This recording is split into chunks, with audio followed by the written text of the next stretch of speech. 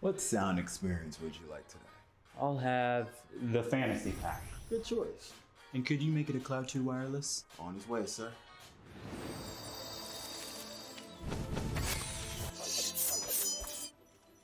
Sounds amazing.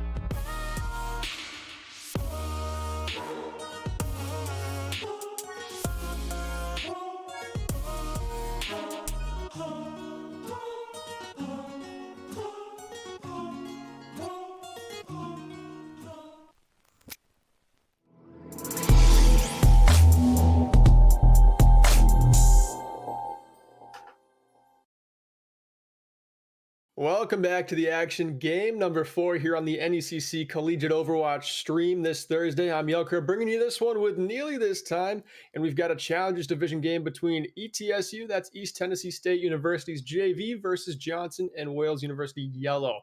Neely, going into this one, the map pool is Nepal, then Numbani, and then finishing off with Dorado. Not a very brawl-heavy map pool. What do you think we're going to see today? I've been looking at the rosters for these teams, and I'm seeing a lot of the favoring Brawl. So I'm going to be expecting it either way. You can kind of force it. I've been seeing it on streams on Twitch. Even guys like Super are going to be running Brawl on maps like Numbani. So I'd expect to see teams forcing Brawl, especially if that's their strong suit.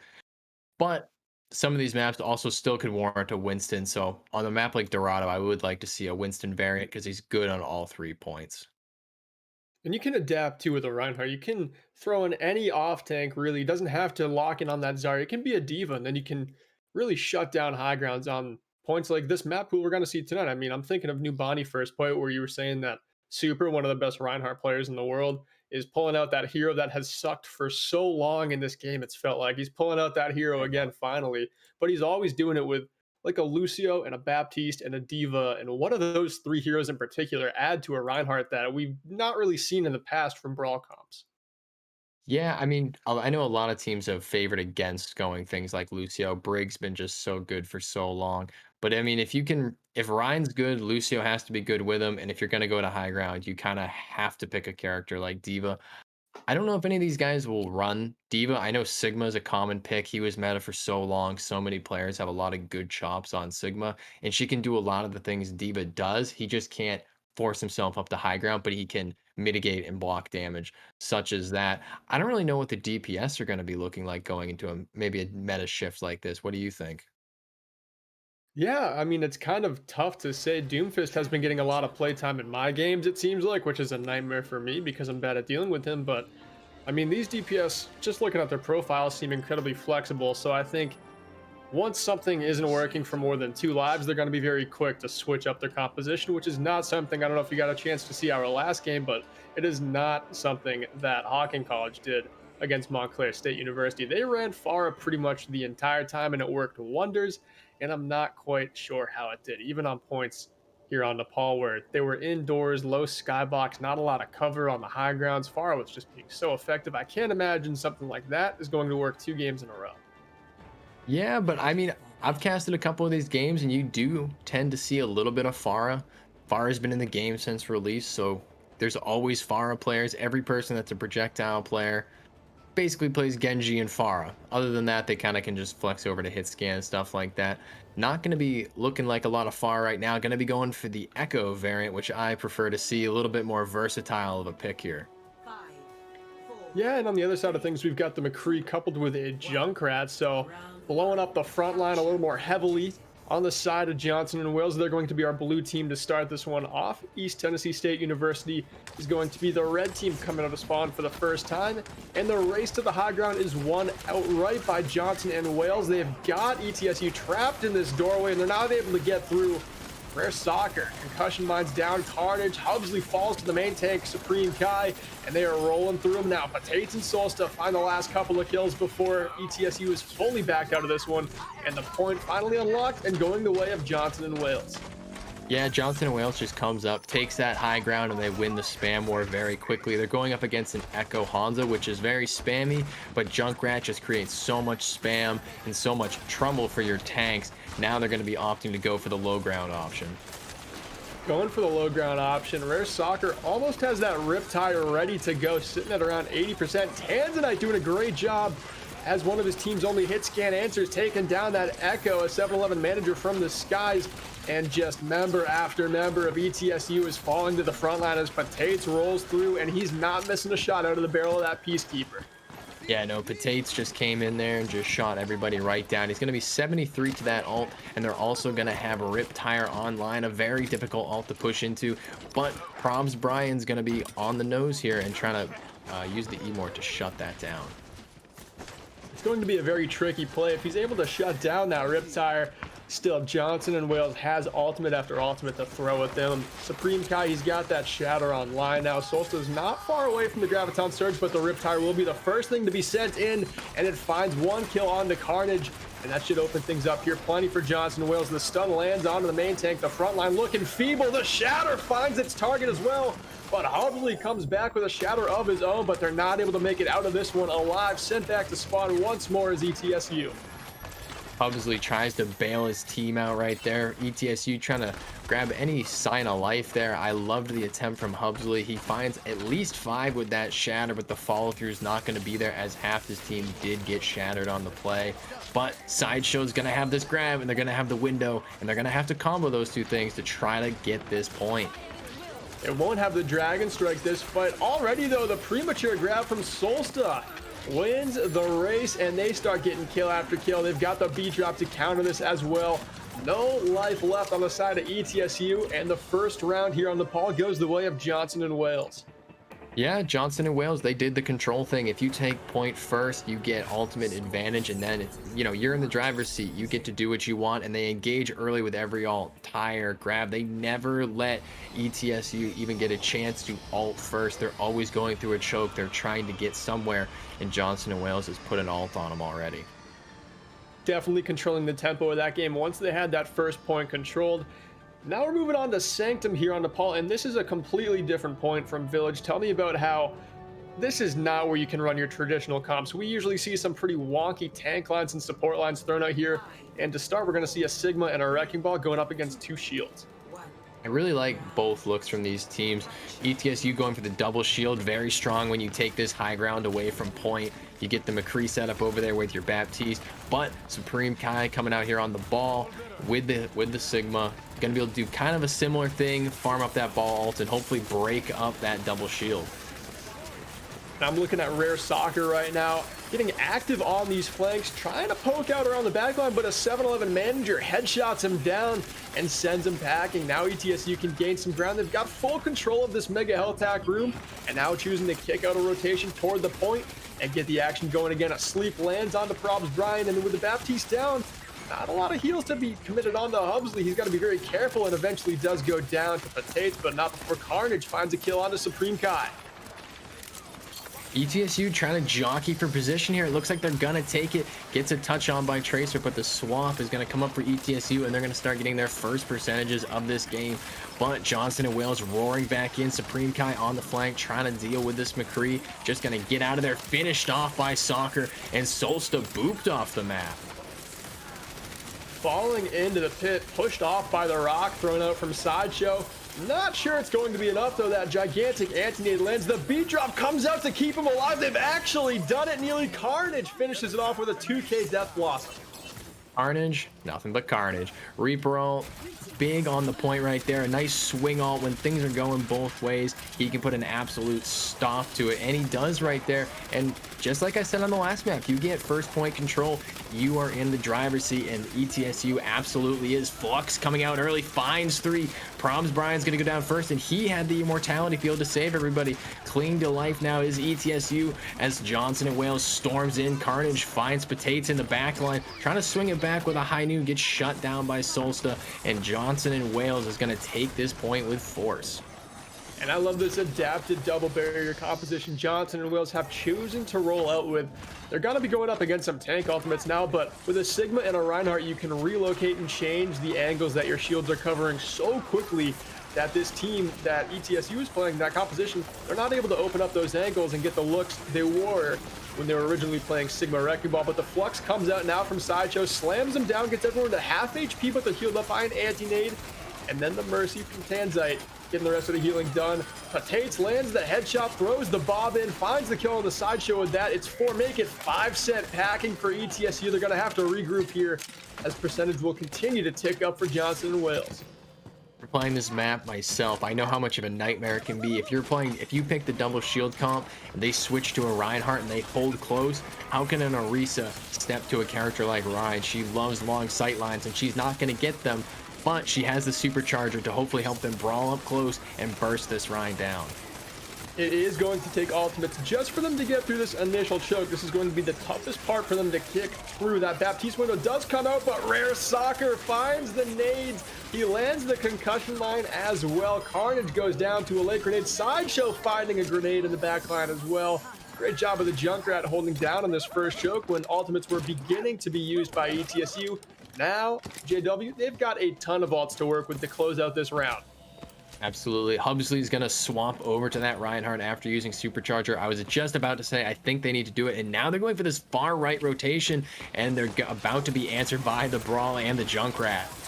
Oh no, ult after all. Oh my god, a 5-man tie from Rare Soccer puts a stop to that attack. We're not quite in final territory yet, but that could be the exclamation point that ends the sentence here on the fall. That was absolutely massive, and there was no way to shut that thing down. Soccer just finds everybody. Bob's going to come out early to try to keep them from even touching. Ball is going to get the touch onto point. Sideshow goes down. Ball gets cleaned up on point. Carnage trying to make something happen. Here's Wraith in a point after he's found 1 kill. Trying to find the carry of Soccer, but Carnage is also going to get cut down after finding 2. Great job of the DPS there, controlling and corralling members of ETSU that were making their way onto the point. They held their off angles. They didn't rush to the point when that position was beginning to tick away in the favor of ETSU. They didn't panic, and they just honed in. They hit their shots. They found the kills. But speaking of finding the kills, it's Solsta with the play of the game here on Zarya on the first point. Yep. Just doing Zarya things here. Puts the grab down, walks right in, and they had enough ults to boot to take that thing right down. Walks right in, gets the beat drop, sitting at such high charge. Nothing to worry about in the world. Solsta getting the MVP. if you're keeping track of who's voting on what cards for the consolation prize post-match. But map 1 is in the books. Nepal no longer. Johnson and Wales up ahead 1-0 over ETSU. And just looking at the records this season, Johnson and Wales is sitting at 2-2. ETSU JV team sitting at 0-3 so far, looking to find their first win. But Johnson and Wales proven to be the stronger team on paper. And after map 1, control can be anyone's game, but they have not disappointed so far. Yeah, no, it's been a great round so far. I'm glad to see that ETSU was to get a little bit of a foothold on the point. It wasn't just a clean sweep here, but once Johnson and Wales gets their footing in, they seem to like to hold it right now. They get their ults. They can win a lot of neutral fights, and if you're able to win neutral fights against teams, it makes your ultimate fights that much easier. But we're going to be going right along to New Bonnie, and I mean, I would expect to see Rare Soccer hold that high ground with Junkrat again. He's been pretty dominant on that pick so far, and there's a great choke point on high ground, and I don't know why he wouldn't run it again. You can farm up Riptire so quickly, and that is a hero that he likes to play during the competitive season when he's playing in his free time. He likes to play Hanzo, he likes to play Junkrat, provide the spam for his team. That is his play style, so I'm thinking you're right. If he's not on Junkrat, he's still going to stick to a spam damage dealer, and he's going to be doing a number in that very narrow choke that you're talking about up on the high ground. Mm-hmm. I would like to see if, maybe a team like ETSU could come out here, play a double bubble, play a Winston comp. I know we talked a little bit about how Brawl's coming back, but that doesn't mean that Dive isn't good on dive points. And if you can go a dive character or a dive comp, Junkrat looks very silly. He doesn't do a lot to it. It's very hard for him to hit his combos and spam teams down because they're moving so fast. They're flying. They're doing all kinds of other things. They're taking flanks. So I'd like to see them maybe adjust and go to a dive kind of comp. I didn't see that in any of their hero pools. I think both of these teams like the Ryan Sigma comp. That seems to be something that they push for. But if you have a Sigma on your team, he can push through spam pretty well, even through tight chokes, because he's also got a Matrix type ability. Mm-hmm. And I think what you were saying too with those double shields and the Reinhardt and the Sigma being two of them is there is just so little you can crack on that team comp. I mean, you can try taking angles. There's always going to be a shield that's able to turn for it. And unless you're going into a very long fight, those shields are going to stay up the whole time. And somehow you've got to find a way to get in there and start confirming some kills, or else Johnson and Wales, they're going to keep those points locked down the entire round like they did on the Paul. Where are the Doomo TPs when we need them? We need a Doomfist player to come in here and say no to all these shields. But I've seen a little bit of Reaper, and Reaper can be a pretty decent answer. He doesn't mind shields too much. He minds things like Diva Matrix, Sigma Sock, things of that nature. Stuns he hates, So he can get in there, but is that going to be the answer? It could be the answer if you run a rush. If you run your own Ryan and you want to get into the enemy shields of double shield, Reaper could be a pretty good answer for you. But we are going to be going to New Bonnie, so I would expect an Echo. I saw, a 7-Eleven manager. He started on the Echo. He did end up swapping off of that pick, but New Bonnie is a great Echo map. Maybe you go for the pocket play on that instead of supporting your Reinhardt. Anything like that, Yeah, that could be the play. I think on this first point, especially putting your resources more into a damage dealer is a little more helpful than a tank. The tanks, they're kind of like drywall on this point. If you're attacking especially, you're not going to last for very long through there. You've got to invest in your DPS so they can get kills and you can win the trade war, because the spawns are a long walk for the defenders. So if you're coming out 2 kills for 2 kills, the attackers usually make it back and win the very next fight. Yeah, no, absolutely. But I mean, one thing too is if you are a rush team and the other team's running, or well, not rush, but if you're running Ryan comps and both teams hold high ground and you're able to take first, not a lot of teams utilize the rest of the high grounds on the other couple of points. It's really just that first point that's so high ground dominant that just so many teams struggle with. If you can get past that, you could force a Ryan all the way to third point on New Bonnie, and I kind of have a feeling that's what ETSU and Johnson and Wales are going to do. Didn't see any Winston in either of their hero pools, but could be different though. This is a very dive heavy week, so who knows what we're going to see. Really, yeah, it's up to anyone what these tanks want to play, but I do know just from looking at Solstice profile that they like to play Sigma and Roadhog, not really looking to adapt over to a Reinhardt or a Zarya, but that's what Stefio might be doing. They come in for, who's it they just got subbed in for? I believe it was Supreme Kai. Yeah, Supreme Kai. Yes. Okay, so Absolutely. that was the Reinhardt player, I believe, in the last lineup they had.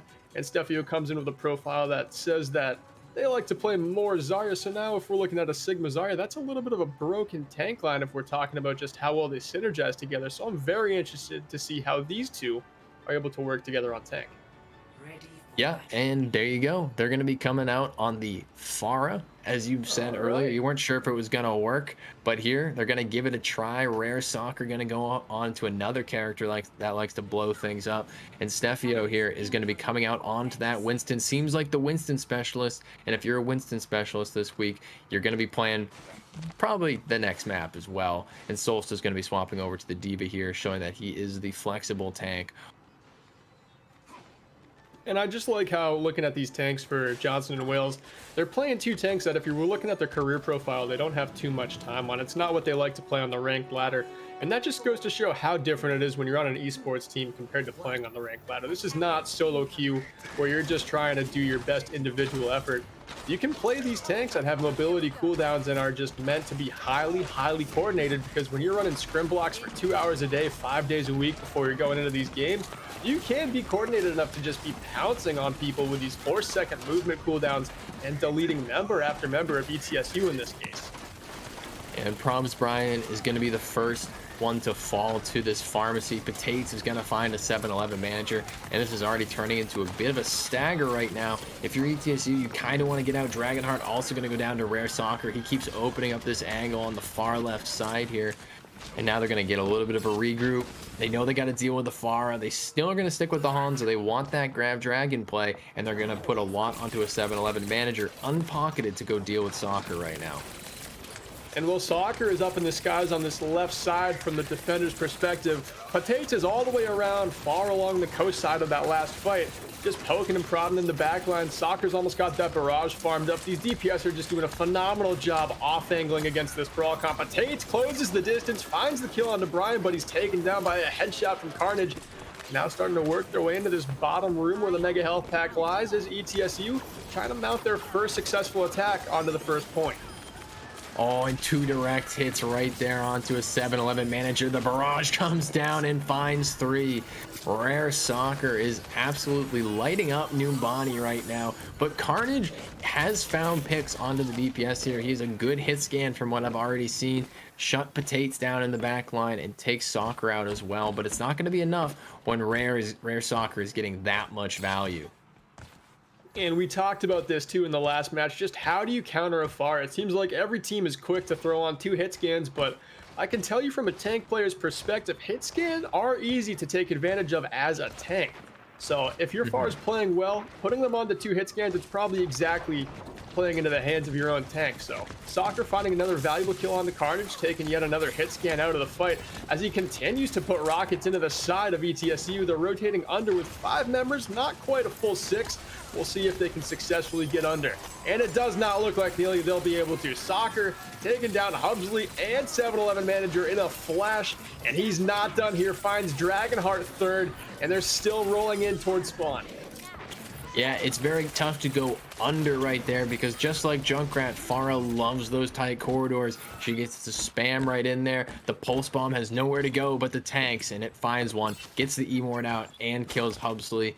It's very difficult for them to get through. The tanks also get a free engage without using cooldowns. They just get to drop down and deal with all that pressure from the bottom. But lots of ults here from Johnson and Wales. They're going to have the D.Va bomb, they're going to have Trans, and they're going to have Valk, so it's going to be very difficult for ETSU to push in here, and Hubsley is going to have a hard time finding anything to shatter on this team as it's flying around the map. Yeah, Hubsley is going to have no window for a multi-man shatter. It's going to be tough. Looking like he's just going to use that on the D.Va. Doesn't quite get the kill confirmation as the barrage comes through from Soccer, which is able to find Dragonheart. 4 members down on the side of ETSU. Make it 5 and 6 as they're cleaned up with ease. The Valkyrie, the barrage, and the Primal Rage committed from Johnson and Wales. More than enough to win that fight handily. 30 seconds left on the clock, Mealy. Yeah, and Johnson and Wales, they're doing a great job keeping their ultimates. They're not just blowing every single ultimate into every single fight. Great ult management. It's going to show here in the last fight. But Grab is going to be flying out here, and Window. They're going to have to try to find a combo. Bomb goes down. Pulse Bomb finds Hubsley, and that is their main touch. Lucio tickling. Grab eaten. Oh, my. Grab is eaten right there, and Solsta looking like a great tank right now. That is a dagger to the heart of ETSU right there.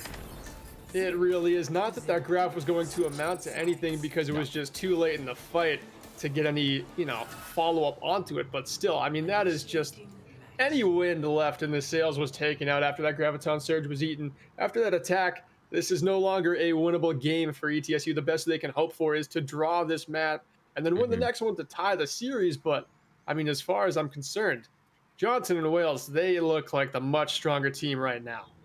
Yeah, they look very strong, but it's that thing I have said. If you can adapt to these maps, even if something's strong, dive is still great. Farah, if you can't handle it, I've always said she is the shoot pucks on net strategy. Just talk about adapting. Hold on. Talk about adapting. Bastion Torb. Oh my. That is an adaptation right there. The Reinhardt and the Orisa, they're not looking to let any rockets get through on the 7-Eleven manager. Yeah, this is the heavy artillery comp. We just need the level 3 Torb turret back to really get the heavy artillery in there. They're going with Ana and BAP. They want that extra healing. They're not going to opt for the damage boost, but I think Probs Brian here on the Baptiste is the correct pick. This could pose a problem. They want this draw, and I think if it shows anything for ETSU right here is that they're not going to give up, and they want to make this happen. Yeah, normally you don't always want to pull out these compositions that some might look at as cheese compositions, but if there's a Farah up in the skies, put down a hit scan sentry turret to just put bullet after bullet into her and take away that space. But the tanks engage onto a Bastion that has no help, Neely. That is not the way to run that Omnic hero. Stefo just takes him down in a flash, and nobody steps on the point. That is a speed run. Johnson and Wales are making this one look just too easy. Yeah, I mean, they just brought the tanks to point right there. And I've been in that situation a million times where you're like, I don't want to just drop, because if I just drop, I'm going to feed and die. No one's going to be able to keep me up. They're like, I'll touch in a second. They just kind of, I think they're just overwhelmed in the situation. But Rare Soccer, the real all-star of this map. You even get to see a little Gravy in there. I can't believe it wasn't the 3K barrage, but Rare Soccer is looking like the MVP for me right now. Yeah, it's got to be Soccer or Solsta in my mind. The third map is going to make me, pick a decision. Pick one of those players for real. But those are the two front runners in this one so far. Solsta's doing a phenomenal job on tank, on Sigma, on Diva, proving to be a very flexible player. And then Rare Soccer proving to be the player in the lobby that ETSU just cannot answer. Yeah, I mean, that's the deadly thing about Farah is if you can't answer her, what do? You can run all the things that you're supposed to, but if as a team you just can't pull it out, you just can't do anything. I would rather see them go pocket Ash. Give your DPS a pocket, make the fight a little bit more even, and then go with them, set them up. You got to do something to try to help them out, because I know they engaged a fight without even taking one of their hit scan, and you're just not going to win that fight without something to make the Farah scared, because sometimes you don't even have to kill the Farah. If you can shoot her, you can tap her, you can poke her out, and she has to hide, that's enough space to make your team be able to move in. Yeah, it definitely is. And I think why Pharmacy works so well, especially in these lower divisions, is because it's just a very reliable buddy system way of playing the game where you get the maximum value you can out of two heroes kits, where Farah just has to fly up and spam from far away, gets in the Mercy pocket, amplifies the value of the Farah pick exponentially. We saw the Bastion pick come out from ETSU, but there was no buddy system. No one else was there to even support the Bastion. It was all alone, isolated up on the high ground, and it got dove and taken out by two tanks in a flash, and it shouldn't have happened that easy, honestly. Yeah, you would have liked to maybe see them hold top left so that it opens up more angles, that they don't get that damage in so quickly. They don't really put up much of a defense on that Bastion, which is unfortunate to say the least. But, you don't really... When you pick those comps, you just kind of hope the other team isn't coordinated enough to deal with you, because even though Winston isn't very good into Bastion, the rest of those characters are pretty good into that comp, because they can poke around, Diva can eat damage, Farah can poke from a mile away out of Bastion's effective range, and eventually build up ults that should blow that entire comp up. But we're going to be moving to Dorado next. So as of right now, Johnson and Wales looks to be a little bit more promising going into that, because if ETSU isn't going to adjust going into a map like Numbani, you could see them trying to force some of the same stuff. I think after seeing a lack of success they're gonna maybe try to force a Winston, a ball, something. I would hope at least just something to just to not get shelled on by the Pharah, because that's what Ryan and Zarya really do. They don't affect Pharah; they just kind of get shot by her. Yeah, they're just sitting ducks, honestly. In the last match, we saw Pharah running rampant, and there were two hit scans almost the entire time. What ended up working best for the team that was losing to the Pharah was a Mercy pocketed Echo that could just get up there and harass the Pharah consistently, just so she's not able to spam so much. Even if you're not getting the kills, you're taking her eyes away from that massive clump of your teammates that she's putting rockets into, farming up barrage way too quickly and controlling the game. You just have to go around to a different couple of picks. It's not always the hit scan that hard counters the Pharah. Sometimes it's a Diva, sometimes it's an Echo, but the answer is not always so clear. And I do like how ETSU is not afraid to adapt. They're throwing on comps like Double Shield with a Bastion. I think they're pulling out the right stops. They're just not executing on those comps the way they're designed to be. Yeah, and I mean, believe me, we've all been on teams that can execute. It can be a bit frustrating, obviously, in there. You just can't quite find the answer, and sometimes it's because that answer that you have to get the answer to is just so difficult because, they did go Echo, but Soccer two-shot the Echo. So I don't really know what you're supposed to do about that unless you do give him the whole pocket and say, our DPS is better than yours, and putting a lot of stock into a 7-Eleven manager right there. But Soccer has been lights out so far. He's hitting all the shots. Anybody that does contest him, he's killing consistently. And if he can't deal with him, his Tracer's going in there and making sure that it's all handled.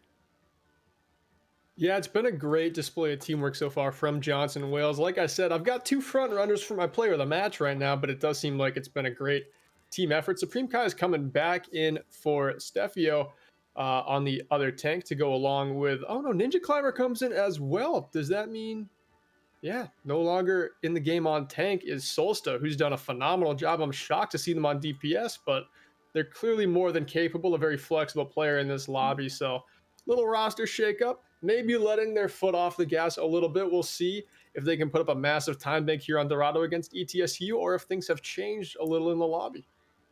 Yeah, well, when a team, maybe as you said, takes their foot off the gas, I don't know if that's exactly what they're doing. I think they probably, they scrim these maps. I think if you scrim these maps in a certain way, you do kind of want to come out and play what you've scrimmed. You don't just want to be like, well, we did all that, but who really cares? I think, these teams want all three maps. If a team comes out and lets their foot off the gas, that gives a way too much light for a team like ETSU, who I know is coached. I did see them do, some halt fluxes on Nepal. It's not like that. It's not like they don't know Overwatch and they don't know how to play, because they can. And if you give a team like this any daylight, I would imagine they'd be able to take a map like Dorado. Yeah, I think you're right as well. So I'm interested to see what these substitutions are going to play. Supreme Kai might have shaken up their role on tank now that they're doing with Ninja Climber instead of Solsta.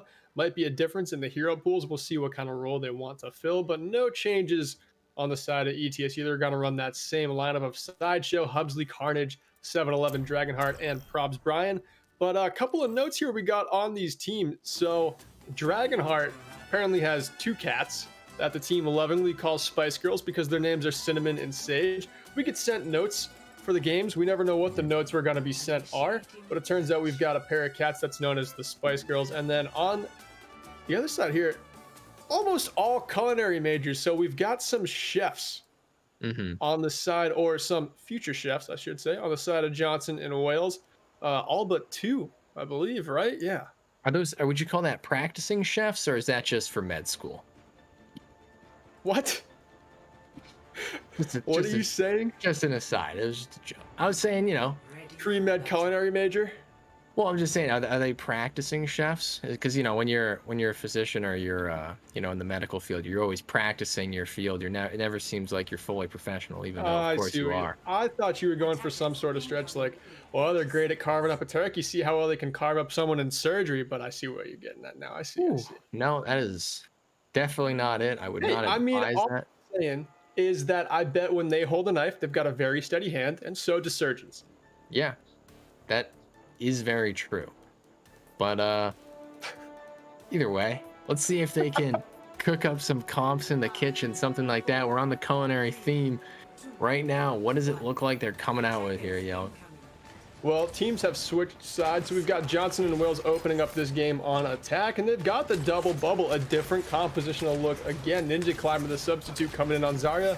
Supreme Kai in on the Winston, jumping in right away, getting those tank cooldowns, resources committed into him, but somebody call PETA because that is animal abuse onto that monkey. Soccer's able to get a kill to counter, but 3 quick kills for the defense. Pull ETSU ahead, and they've got complete high ground control. That was a fantastic start off for them. Yeah, that was a good dive too. It looked like so much damage went in onto that ETSU roster, but they fight it off with the E-Mort, with the healing, and the hit scan are able to focus that monkey down and then get rid of everything else. They're able to drop and clean up the rest of those kills. Now they just gotta keep on doing it. That's really all you can say here. Yeah, I think with this double bubble comp, if you're going to run the Pharah too, let your DPS poke in first. Don't have your tank that's going in be the main focus, or else he will just get all of the stuns and the CCs put right onto him and deleted. Supreme Kai doesn't have that much leeway on this monkey hero, and if the DPS get the eyes of ETSU moving in different directions before that monkey jumps in, he can provide a lot more value, but there he's able to zap down Carnage before another trio of kills land for ETSU, favoring the defense yet again, and they're able to continue holding the bridge.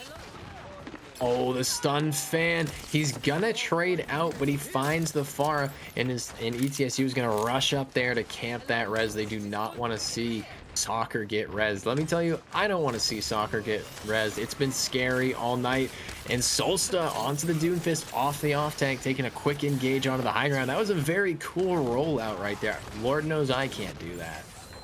Yeah, just gliding off of that roof, skipping up and over it, and closing in the distance and keeping 2 of his cooldowns that he can do damage with, not just, you know, getting in with nothing left. But the bubble goes onto the barrage from up top, the sleep dart, and the shot lands to take Soccer out of the skies, but not before he's able to find a pair of kills. The defense, though, still holding strong. They've still got some life left in them. 3 members and a Graviton Surge that comes through, locking up the Zarya and the Ana.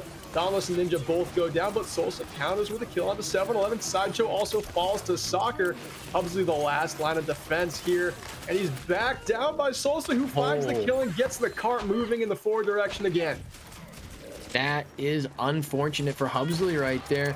He gives it his best effort, but Doomfist, when he starts getting those abilities to hit, he gets shields, and it makes him very beefy and tanky and hard to kill. Probs Brian gets caught out of the sky by Solsta. Solsta trying to show that this is a comp that they've practiced. This is a good Bob right in the front line, gets Nano too, but right now it's only focused on the Reinhardt, and unfortunately the Nano Bob is not going to do anything to him.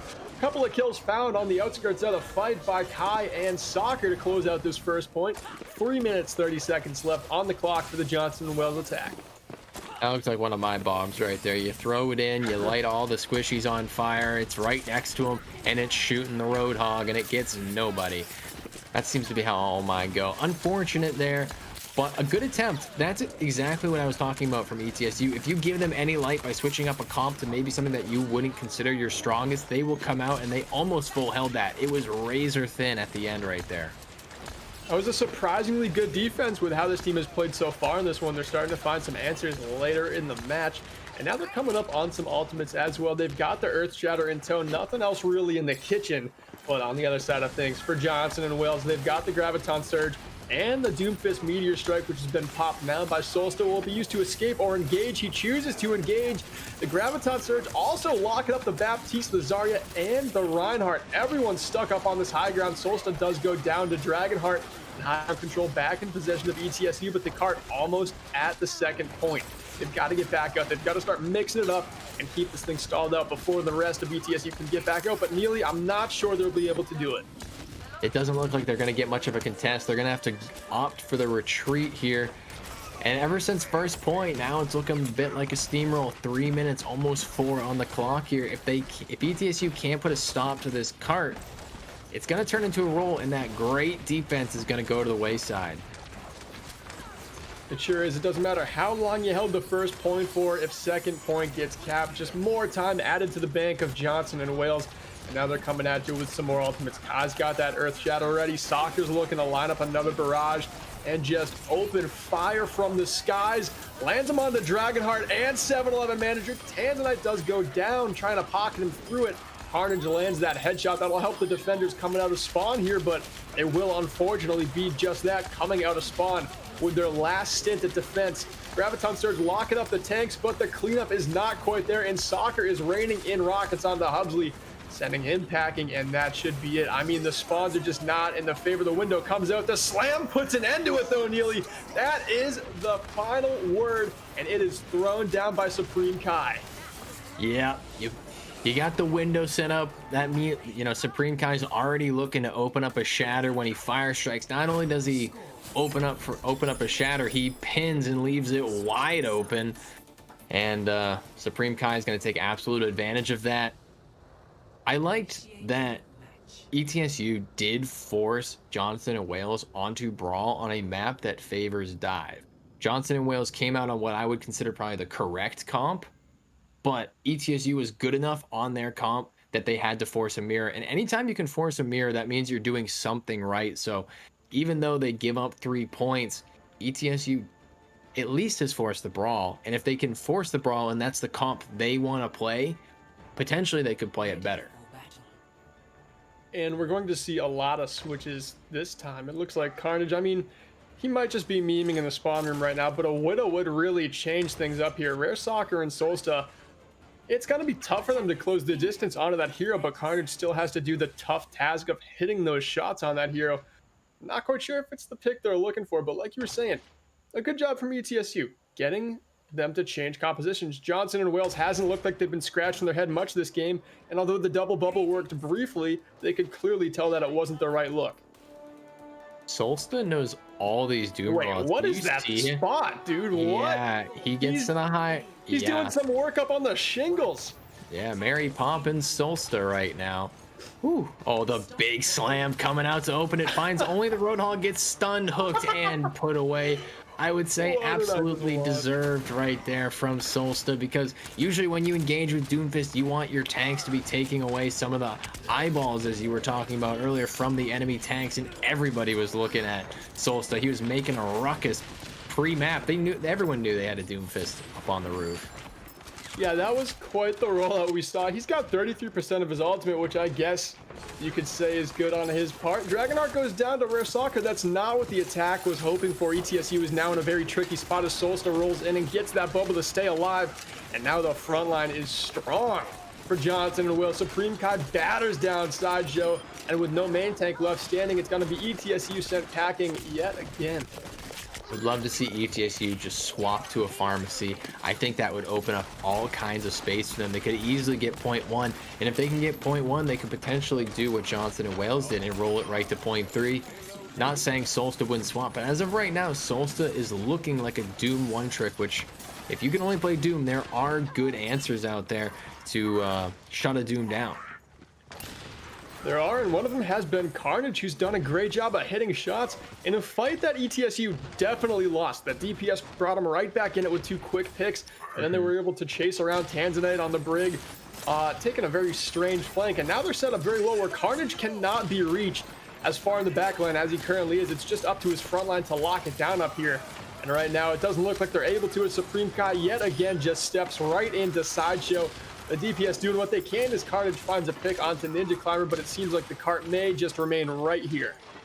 Yes, but that is a good spot to get it now. If you can win one more fight or even get into a scrappy one, you might be able to push that cart over to the last position to get that first point. But Rare Soccer is going to have this tire. He's been on all night with his fire barrages and his tires. Solsta on the clock with the Doomfist ultimate, which means he can go even crazier than he already has. So we'll have to see what they're going to do. Doom gauges early and takes Carnage out. Sights are down.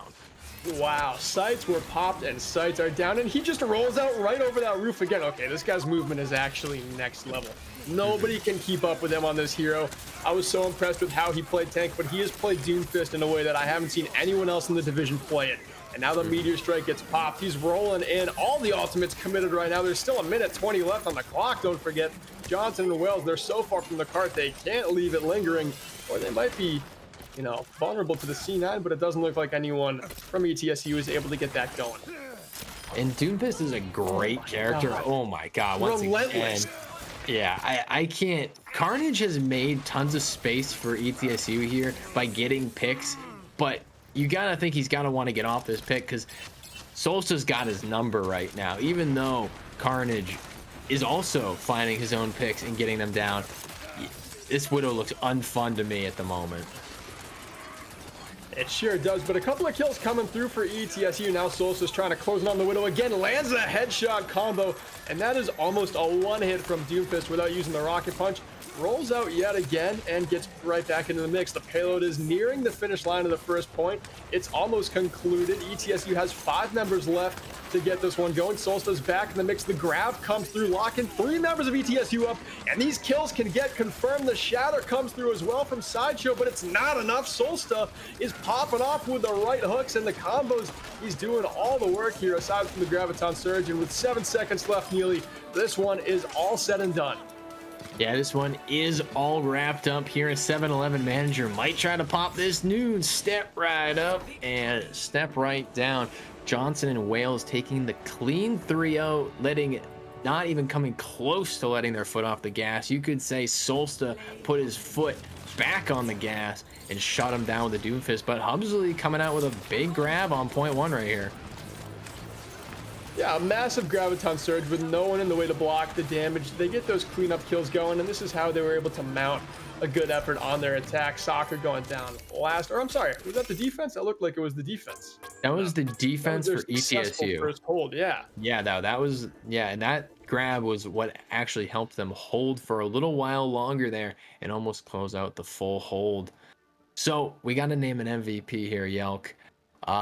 I think we might be looking at Solsta here. I don't know. Yeah. He ate the grab, he played good on tank, and he absolutely wowed us on the Doomfist. Rare Soccer a close second.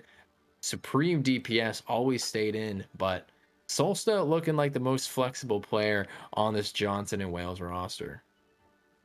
Definitely, and the Doomfist was incredibly impressive. That was a lot like how we were seeing Far played in our previous match, where it just seemed to be at a different level compared to what the division is used to in competition. When someone rolls out on Doomfist, you're not expecting them to use the geometry, the angled rooftops to propel them like even farther with their movement, where he would be so far away from the Widowmaker. Carnage closed the distance in a flash with 1 cooldown, still have his slam and the uppercut left, wouldn't miss the headshot either, and he was just doing everything and then getting way back in the mix after going so far backline, gets right back in, supports his team up front. So definitely my front runner for MVP as well. Stud on tank, insane on Doomfist, definitely the standout player of the match. Yeah, and the thing was too is I said Carnage might have wanted to opt for a swap off the Widow, even though he was finding a lot of success. But if I'm going to be honest, he's on Hanzo, he's on Kree. I think he's going to see a lot of the same action happening to him, looking everywhere. Where's the Doom? Where's the Doom? Looks away for 1 second. Doom, I'm dead. And it's just, what do you do in that kind of a situation unless somebody else spawns him out for you or help, gives you a little help, because he had no help on those high grounds. He didn't have a diva to peel for him, nothing. So. Yeah, nothing at all to peel for a Doomfist that's coming in hot like that. I mean, you really just can't even pay too much attention to him either. He's coming in, he's being so patient too. His timing was perfect. He would wait until the ETSU tanks were engaged and preoccupied, and then he would identify a vulnerable target like Carnage on that Widowmaker and just pounce, get that kill confirmed, and come right back. Except for that first attempt he had there. That was a bit of a fun one. Yeah, fun's the word. Yeah, when he's just showcasing his favorite movie, Mary Poppins. He was up on the roof, had to show him what time it was, slams on down, and, ETSU did a great job of handling him right there, luckily. But they had to run into the soccer Junkrat, so it wasn't like they had gotten past everything. No, it's not. And just quick talk to the producer. Caleb, are we going to get an interview on this one? Could we maybe talk to Solsta? He's in the call? When did you get it? Dude, you're so sneaky. Somebody drag me in. You are just as sneaky as when you sneak up on Widowmakers with all your cooldowns on Doomfist. I don't know how you do it. You surprise us and you surprise them, but you're playing tank and Doomfist today. Congratulations on the win, a 3-0. You improved to a team that is above 500. That's got to feel pretty good, right? Yeah, that's pretty good. Thank you, by the way. You're welcome, man. You were lights out. So I got to ask, what kind of hours are you putting in on Doomfist where you're learning these rollouts? Because you would just end up skirting off of 2 rooftops, closing in on a Widowmaker, and then bouncing out on 2 different rooftops on Dorado. It just looked like nobody could keep up with you. Yeah. So originally, I was a Doomfist player before the first double shield Doom Reaper meta. When that meta came out, I climbed from 3600 to 4215 on Doom only, because it was the meta. And then I don't know, I really like the hero a lot. And then I also played for the other JWU team, JWU Blue. I switched to DPS for a little bit, but like I wasn't really feeling comfortable anymore. So I switched to off tank, and I would be playing like Zarya, Diva, and Sig, as you've been seeing today. Same thing. So I've just been moving around pretty much. And one more question I got before I'll toss it over to Neely for you. But what are some things you have to keep in mind when playing Doomfist for a team? It's a little bit different when you're playing on ladder and solo queue where there's not that much coordination. But on Johnson and Wales, you guys seem extremely coordinated. So what are you looking out for from your teammates when you know that now is the time to go in? Probably just I would just say I'm gonna flank. If I have a Zarya on my team, I'll ask for bubble. But the thing I look out for is cooldown management, positioning. I'll make mistakes. Everybody makes mistakes sometimes too. But positioning, I think, is key, and cooldown management. You have to be at the right place at the right time. So it's just pretty much like constant thinking of what move I want to do next and stuff. Gotcha. Neely. And my question would be, was it the plan for Solsta to come in on the Doomfist, or was this, we're up 2-0, it's Dorado, I know some cool stuff, I want to know, were you doing this in scrims, or were you on the tank in scrims and you're like, well, we're up 2-0, I'm a nasty Doom, I know we're not going to let anything off the gas here. What was the game plan going into today? I think because we wanted to get everybody a chance to, because like we have a 8-person roster, I think, and we wanted to give everybody a chance to play, so I was going to get subbed out. And then I thought to myself, I really like Dorado for Doomfist. Can I come in? And then Potates says, I'll sub out if you want to. And then we tried it out, and we held first point. Well, Potates might get second MVP for that call, because that was absolutely lights out and astounding on the Doomfist. So it would have been a bummer if we didn't get to see that today. Yelk, do you have anything else for him? Yeah, I do. You said you've spent some time on the other Johnson and Wales team as well, but started to feel a little bit uncomfortable as Doomfist. I just wanted to ask, how long have you been doing college esports? Since maybe fall 2019. Okay, that's so when it opened. So through this entire time, we're coming up on like the year anniversary of the dreaded shutdowns that took place that really halted all kinds of college sports, but esports never really stopped and moving forward and having competitions and being able to get together. What's it been like to have that through this entire era of COVID where everyone is shut down in their activities, but esports being remote allows you to get back in and get that team feel, get playing a game that you love with your friends, and just having something to do when everything is just so shut down? What's that been like for you? So yeah, before the pandemic and stuff, me and both of the Johnson and Wales teams we're really well known together. Like we get along very well. We used to go out to eat and stuff. Johnson Wales is stationed in Providence. Most the main campus is like Providence, so we would just go out and eat pretty much. And when the pandemic happened, we still stayed together online. I went to visit them a couple times, I think, but being able to talk to them every day online, we're still connected, but not as it used to. But it's still really good. And esports definitely is keep moving forward. Unlike, it's hard for other sports like in-person sports like football, basketball, but esports just keeps going. Well, it's awesome, man. I'm glad you get to keep on having that around in your college experience, and I'm glad you guys improved to above 500. And I'm glad, again, congratulations for being our player of the match in this one. And Solsta, one last thing, you got anyone you want to shout out real quick before you head on out of this interview and you get back to your team? Oh yeah, Potates for putting me in for third map. Pretty much everybody who was watching from the other Johnson and Wales team, and all of our friends, Nano, Phoenix, Stundus, everybody who was watching. Thank you, guys. Yeah, man. Have a great night. Great job. Thank you, you too. Alrighty. Well, Neely, that is going to do it for me. And we've got one match left for the NECC stream schedule. Our fifth match of the night, Boise State Orange going up against Fresno State. I'm seeing that is a Gladiators division bout between a team that is 1-3 and a team that is 2-2. And there's a lot at stake. Fresno State 1 going up against Boise Orange.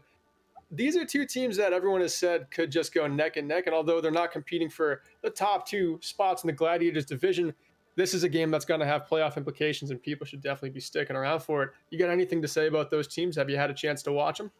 I have not personally had a chance to watch them. I've always heard great things about the Boise State teams, so I would expect a lot of good things to come out here. I'm looking at the records, some wins and losses for both teams. Anytime you see some trading off with wins and losses, it's good for a close game at the very least. Sometimes any team that's basically undefeated, I generally assume is going to win, but when it's that back and forth, anything could happen. I would highly advise sticking around for the next game. It's going to start just 25 minutes from now. That is going to be the highest division, the highest level of competition that the NECC has to offer. So if you're liking the Overwatch you're seeing so far, make sure you stick around for it. But for this one, the fourth match of the night, I've been Yokreb. He's been Neely. Thanks for hanging out for so long, and we will see you on the next one.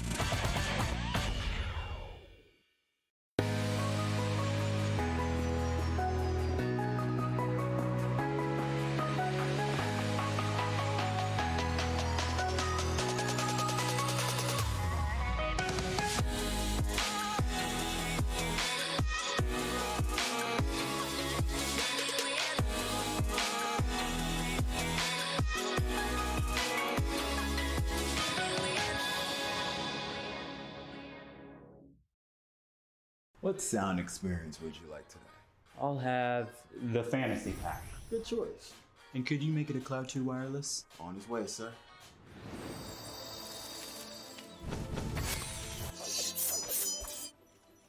Sounds amazing.